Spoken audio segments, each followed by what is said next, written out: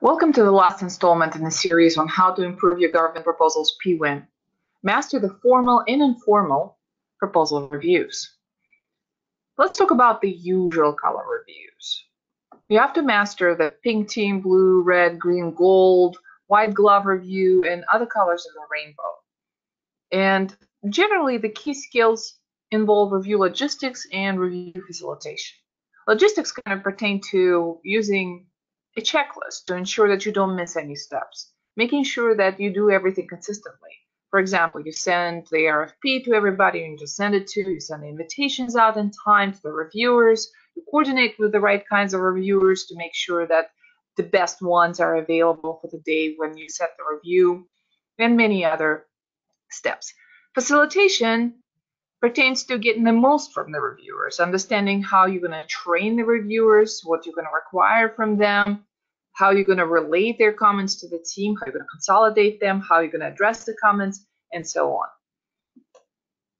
Let's talk about a key aspect of making sure that the reviewers do a good job.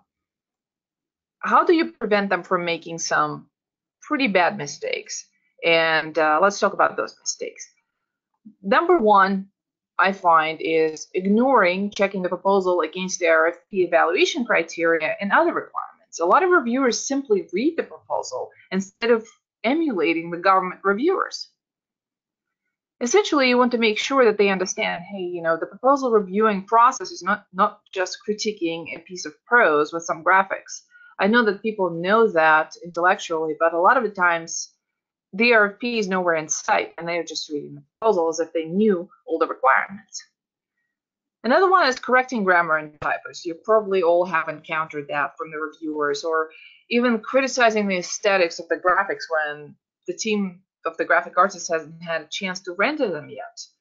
So you want to make sure that none of that goes on. In fact, you tell the reviewers, you'll point it out to them that they have broken the rules and they've started editing the proposal, because this proposal is going to change a lot from this draft to the next. So they're essentially wasting their time and yours. Staying on the surface. That is intellectual laziness problem. People don't want to dive into the content. They really don't want to work hard. Instead, they're distracted thinking about other issues.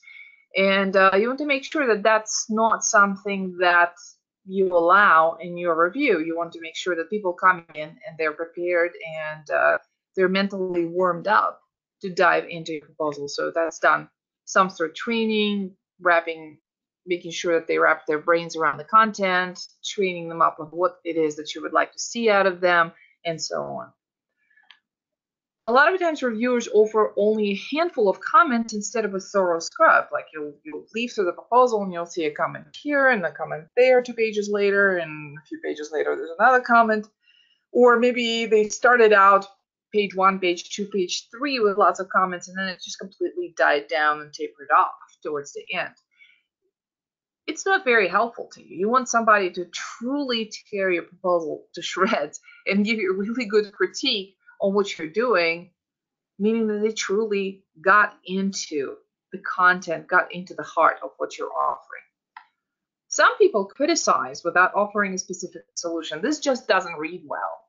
You want to make sure that you cut those kinds of comments off at the root from the very beginning, from the training of the reviewers, and tell them this is not acceptable. Give me a very specific comment on how the proposal should improve.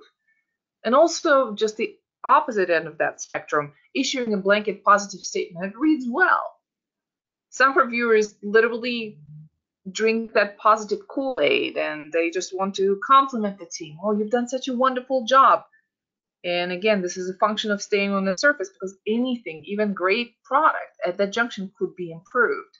So give us very specific recommendations for improvement. Sometimes, actually, when you have a fairly good product, it's harder to improve a really good product. That's when you really have to think, how do you add another layer of sizzle to that proposal? There's some helpful review practices you need to know about. One of them is training the reviewers, like I mentioned, to be effective. Also, tailor the review expectations and questions for each review. Every proposal is different. Every set of resources is different. Every set of circumstances is different. Make sure that you spell that out at the beginning of each review to the reviewers. Conduct at least one review for quick turn proposals. Sometimes I've seen people eliminate the reviews because they don't have the time to review the proposal. They just kind of churn those proposals out, throw them over the wall. Churn them out, throw them over the wall. It's kind of a churn and burn kind of situation. And a review will always improve your proposal quality. Also, experiment with asynchronous and rolling reviews if time is really tight. If you haven't done that before. Asynchronous means not at the same time.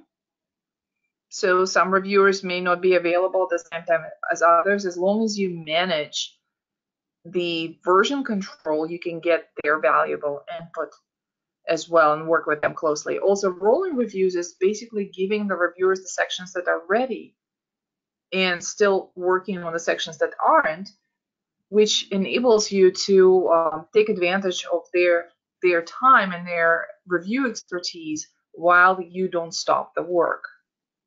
And that works really well as well. Now, add indispensable reviews that perhaps don't appear on that rainbow chart that we talked about earlier.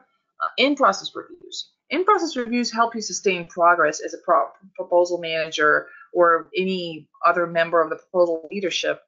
The proposal leadership team should be reading the proposal, like a capture manager, proposal manager, maybe even volume leads on really large effort, every day or every other day to make sure the content is going in the right direction. You don't have any surprises during the reviews. Peer review for the authors to understand what's being discussed elsewhere in the proposal, to synchronize your approach and provide more substantive critique than you would get from any other reviewers, because they are closer to that solution. They're closer to that RFP. They already know the content. So they're able to give the feedback unlike anyone else. Use that to your advantage. Also, read a loud review at the end after the proposal has been edited to catch any last errors, bloopers, inconsistencies, so that your proposal, when it's submitted to the evaluators, has that flawless quality to it, which gives you that extra edge. So to wrap up our series on Pwin, you may do everything right and you may still lose. For example, someone else might buy their way in and price their proposal really low, not at the price point that you would really want to bid. Or competitors may run better capture and legally wire that opportunity to themselves. They may just outplay you before the proposal ever is written. Or politics or bad luck may get in the way. Something you probably had no influence over and just the stars aligned against you this time. Nothing is really guaranteed, but your Pwin is higher if you do a great job on every front, or at least try to. So just because your past proposals have won also doesn't mean they're good. So don't rest on your laurels and keep trying to win in an increasingly competitive market by putting your best foot forward every single time. Here are some resources to improve results with proposal reviews. Our courses, Foundations of Proposal Management and Advanced Proposal Management in our Bid and Proposal Academy talk a lot about the reviews and best practices. Proposal Manager's Essential Checklists cover the logistics of the review process, and the GovCon Incubator's No Portal spells out a lot of this material as well. Hopefully you have a lot of luck winning your proposals.